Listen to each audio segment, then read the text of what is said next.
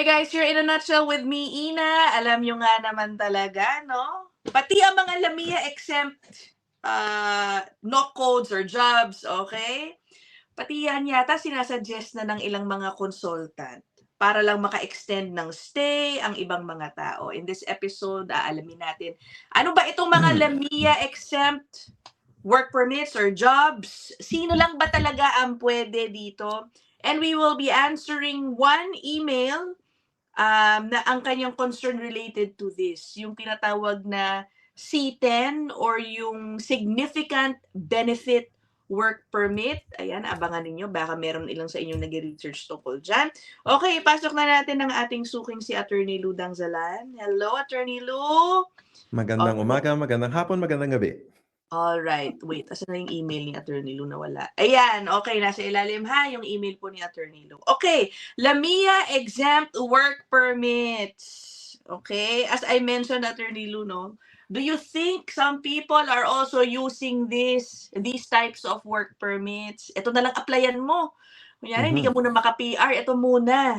Okay. Desperate time calls for desperate measures, right? So, itong IMP naman or yung mga labor market impact assessment exempted na occupations, under siya ng International Mobility Program of IRCC. Kasi normally kapag LMIA, Service Canada nagpapatakbo ng LMIA, di ba? Pero kung LMIA exempt ka, may unit yung immigration mismo, yung IMP, sila yung in charge. And this website actually gives us a list of the codes. So actually, mga tao nagtataka, LMIA exemption? Ano yun? Bago yun ah. No, matagal na po to. Actually, most of us would be familiar with postgrad work permits. PGWP po is a form of graduation. It's a form of LMI exempted work permit. So ang code niya is C43. Yan, nakikita niyo po sa harap niyo, C43 postgrad employment. PGWP C43. So ito pong website na to, kapag ka-clinic niyo po yung link na yan, mapupunta kayo sa explanation kung ano siya, yung eligibility, ano yung documentary of evidence. Pero bukod pa dyan, ang maganda dito, makikita ninyo, may mga familiar pati. C42 para sa spouses of international students. Siyempre, walang lamigyan naman dyan, no? Okay. Oo. Spouses of skilled workers, di ba? Yung mga nasa tier 01, pati yung 2 and 3 na qualified employment. Nandun din ang Francophone mobility na pag-usapan na natin siya ng ibang beses. Meron din tayong bridging open work permit. Alam natin yan. Kapag ka naka-apply na tayo sa express entry, ayan yung code niya, A75. Ito pa, parang bingo, di ba? Tapos may isa pa, ano ba to? Pagka naka-provincial nomination ka, T13, di ba? Alright. Normal. Last, bigyan natin. Ano pa magandang code? Well, isa pang nakikita ko, yung vulnerable, di ba? Yeah. For vulnerable workers, alam natin na meron siya silang special open work permit and may code, A72, di ba? So, ganyan. Kita mo, may destitute students pa nga yan, di ba? Pati yung holders of TRP. Naku, mahabang usapan yan sa destitute student. Kind of firms yan, saka na yan. Pero yung question nung viewer mo, Ina, is C10, I believe. Hold on, Attorney Lou. Before we go to C10, siguro, ano ba yung mga common Lamia exempt based work permits? Anong mga trabaho ang, ayoko naman sabihin uso, pero madalas, commonly, ina-acquire ng mga Pilipino o ina-applyan? I know, number one, caregiver, right? That's Lamia. Ano ba? Hindi, ang LMIA, hindi, Lamia ang caregiver pala. May LMIA yun, no. Pero kapag nakapag-submit na sila ng PR, di ba? Yung mga nasa Canada, halimbawa express entry, meron kayong BOWP. So, actually, the question probably needs to be reframed. Ano yung common reasons for getting LMIA exemption instead of kung ano yung common trabaho? Kasi hindi naman to particular sa particular jobs or occupations. Got it. Okay. O sige. O ngayon, puntahan natin si C10. Ito, let me put up yung kanyang concern, I have a screen grab of the email sent to me. Let me put it up.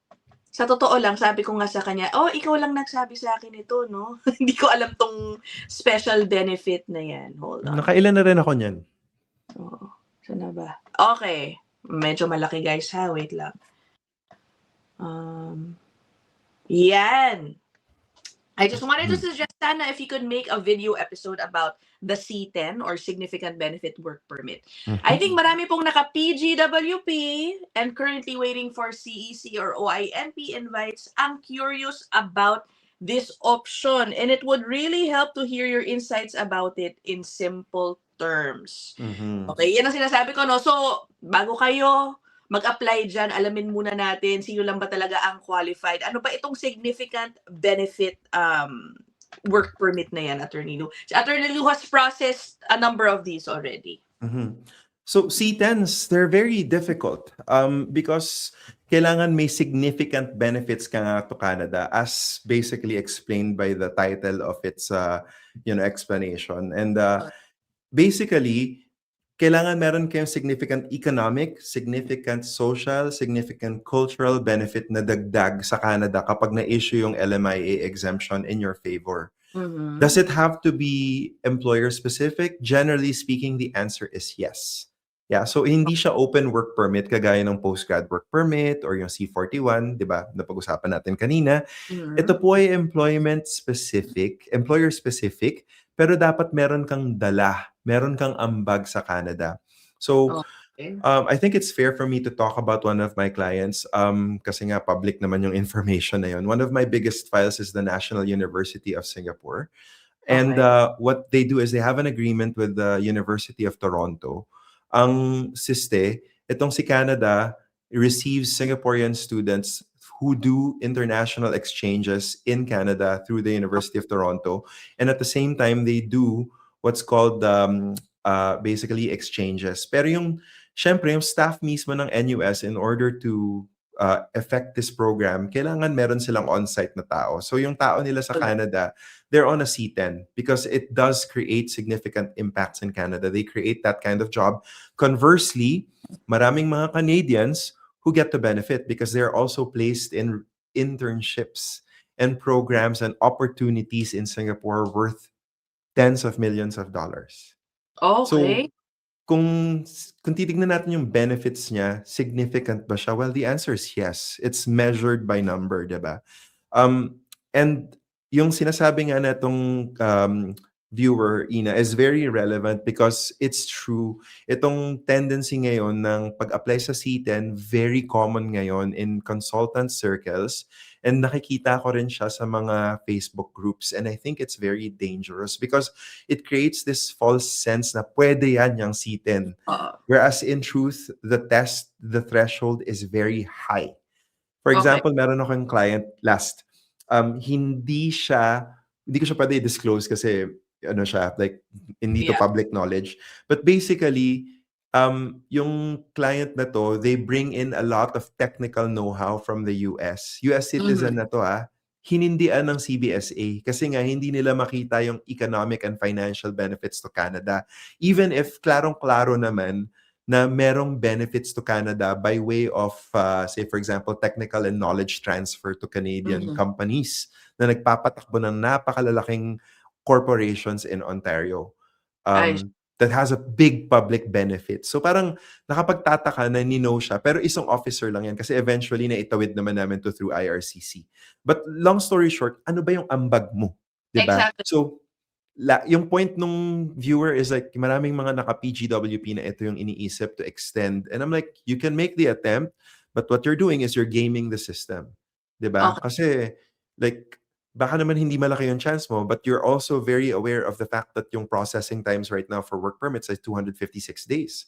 So by the time na makadecide sila, baka nakuha mo na yung nomination mo or baka na-approve na yung, nakakuha ka na ng invitation to apply through express entry. So pwede mong itawid ulit lalo yung application for permanent Okay. residence. Can you give examples, Attorney Lou, of ano ba ang katanggap-tanggap na ambag dito sa Canada para makakuha ka nitong para mag-qualify ka? Babalikan ko yung malaking kliyente ko, yung National University of Singapore. Yun nga, so kailangan nila i-place yung staff nila from Singapore to Canada.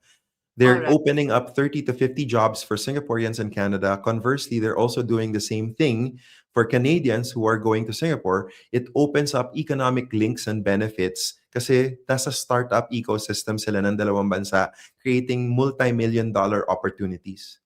Okay. Tatanungin ko, with all due respect dun sa mga naghahanap ng way to extend, ano yung ambag nyo? May ka-quantify nyo ba ito? Maipepresenta nyo ba ito sa immigration officer na talagang meron kayong significant economic benefit to Canada? Okay. Yung sinasabi sa CITE na pwede meron kang cultural benefit. Okay. I think yung ina-explain mo more on economic benefit, no? Right. Ano yung cultural benefit na baka, no? Baka naman may mag-qualify tayo mga kababayan. For sure. Absolutely. Kung walang category for athletes, for example, halimbawa lang, kung walang kasi may separate category for athletes kasi. Oh, okay. But if there's an athlete, say for example, from the US or from Sweden, for example, an amazing hockey player or an amazing curling legend na gustong magtrabaho sa Canada because hinire siya ng isang liga sa Canada to train Canadian athletes, tingin mo meron siyang significant cultural benefits to Canada? Yes. Because this person is of renowned talent. So ano ba yung ambag niya? Ayun, klaro, culturally, this is a powerhouse that you're bringing in. Okay. Mga That's an example. artists. Alam ko meron ding category for artists na iba. Yes, Ito ba meron yun? din. Attorney Lou, ito ba yun? No. It's different. But there is a category for artists. Let me try to find okay. it. Hindi pasok sila dito sa cultural benefit ng C10. It would be qualified. Actually, wala na yung artists, athletes. Coaches and athletes C26 kasi. Pero on the basis of reciprocity. So if you just like share what I'm sharing right now, coaches and athletes C20, tapos pinalitan after 2022, December 15, C26. I'm not sure if you're seeing that. Hold on.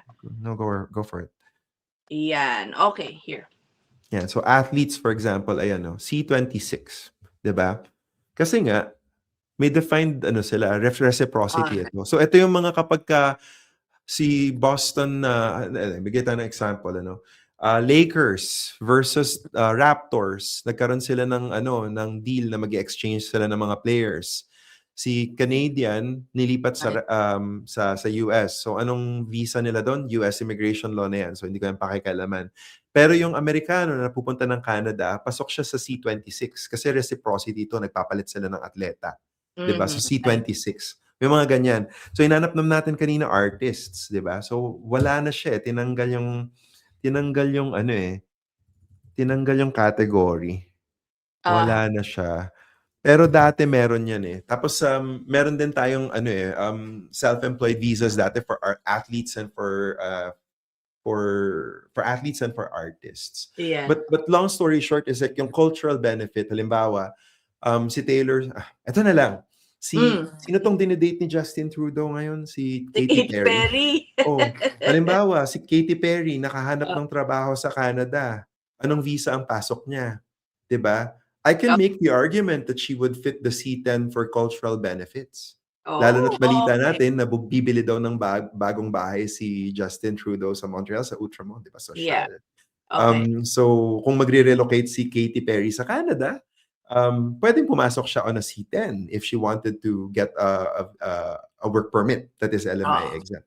So let's make it clear. How about just having, kasi ito baka yung estado ng ilan na nagre-research sa C10, having a high-paying job does not qualify you for C10. Hindi. No, okay? not necessarily. It's so subjective. It is so how do I put this? Having It is a so managerial discretionary. position, hindi, okay? No. Alam mo, mas may significance pa yung isang trabahador sa isang super remote area on the Trans-Canadian Highway na wala silang ma-hire na magtatrabaho sa gas station for a graveyard shift. Tapos halimbawa, naka-PGWP ka, tapos pa-expire na yung PGWP mo. Kapag nawala ka, wala na magtatrabaho dun sa gas station na yun. So wala nang refilling station for like 200 kilometers. I can make the social benefits argument for that there should be an LMIA exempt work permit for that. I see. I can make it. I think the threshold is met in that regard. Klarong-klaro. Pero hindi porket you're making 250,000 as a manager at the Pizza doesn't make sense for an LMIA. Okay. And I read, parang pala to, yung assessment, highly discretionary on the part of the officer, Kailangan mo talagang patunayan na meron kang ambag dito, maliban sa sweldo mo. Kumbaga. May pwede ba akong makita, actually? I'm not sure kung pangungunahan kita. So kung babalik tayo dun sa C10, kapag ito na-up ko na to. This one. Sige, go. Got it. Yeah. Ayan. Okay. Kung pupunta kayo dun sa C10, tapos titignan ninyo yung C10 page, nagkaroon ng important announcement nito, oh.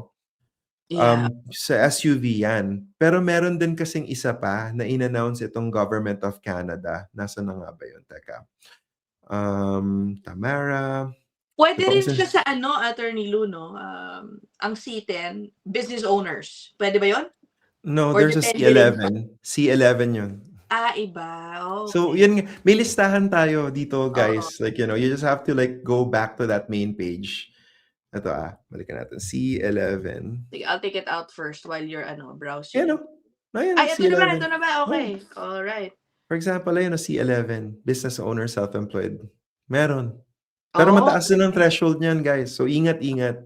Kung ano mga nakikita niyong Marites, it's very good to verify. So, I'm very appreciative of the person who emailed you about it. yeah. Kasi daming ang nakikitang Marites doon. And syempre, as I said in previous occasions, sa IRCC, they monitor the internet chatter, ha? So, they're seeing that there's this trend na yung mga pa-expire na PGWP, they will file spurious C10 applications because kailangan lang naman mag-extend, nagbabaka sakali, pero hindi naman talaga deserving for ng C10, di ba?